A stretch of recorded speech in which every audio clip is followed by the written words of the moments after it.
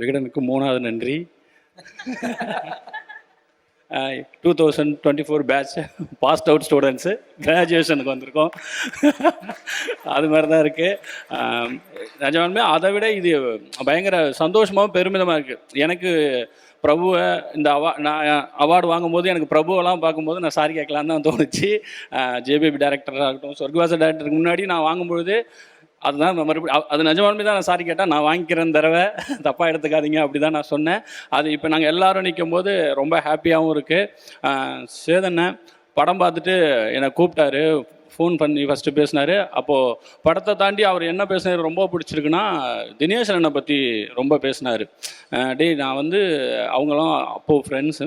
அவர் வந்து தினேஷ் அண்ணனுக்கு நீ இப்படி ஒரு படம், தினேஷ் அண்ணனை நீ மறுபடியும் இது பண்ணதுக்கு உனக்கு ரொம்ப நன்றிடா அப்படின்னு சொல்லிட்டு தினேஷ் அண்ணனுக்காக என்கிட்ட பேசினார். நான் ரொம்ப நன்றினேன். ஏன்னா தினேஷ் நான் இப்படிலாம் பார்க்கணுன்னு ஆசைப்பட்டேன்டா அப்படின்னு என்கிட்ட கிட்டத்தட்ட ஒரு 20 நிமிஷம் தினேஷ் அண்ணனை பற்றி மட்டுமே சொன்னார். எனக்கு அதுக்கு முன்னாடியே தெரியும் அவங்கெல்லாம் ஒன்றா ஆரம்ப காலத்துலாம் ஒன்றா ட்ரை பண்ணி இருந்தாங்கன்னு.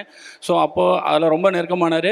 அப்புறம் திடீர்னு ஒரு நாள் ஃபோன் பண்ணி எப்படா ஃப்ரீயாக இருப்பேன், வாடா நான் அந்த மாதிரி டப்பிங்கில் இருப்பேன், நீ வரதுனா வா அப்படின்னாரு. அதுக்கப்புறம் நான் ஒரு நாள் டப்பிங் போனேன். அப்போ வந்து உன் டைம் ஸ்டார்ட் ஆகிடுச்சுரா அப்படின்னு சொல்லிட்டு எனக்கு ஒரு வாட்ச் போட்டு விட்டார். ஆனால் ரொம்ப நன்றிண்ணே. சேதனனுக்கு நன்றி. ராம் சார் நீங்கள் எப்படி சேதனனை சொன்னீங்களோ அவரை பற்றி அவருக்கு தெரியலன்னு, அதே மாதிரி உங்களை பற்றி உங்களுக்கு தெரியாமல் நீங்கள் இந்த மாதிரி ரொம்ப எளிமையாக இருக்கீங்க. பட் உங்கள்கிட்ட எனக்கு ரொம்ப பிடிச்ச விஷயமும் அதுதான். நான் எப்போல்லாம் பறக்க ஆசைப்படுறேனோ அப்போல்லாம் உங்களை கவனிச்சுப்பேன், அப்படியே கீழே இருந்துருவேன்.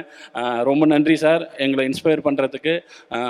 பேட்ச்மேட்ஸ் வாழ்த்துக்கள்.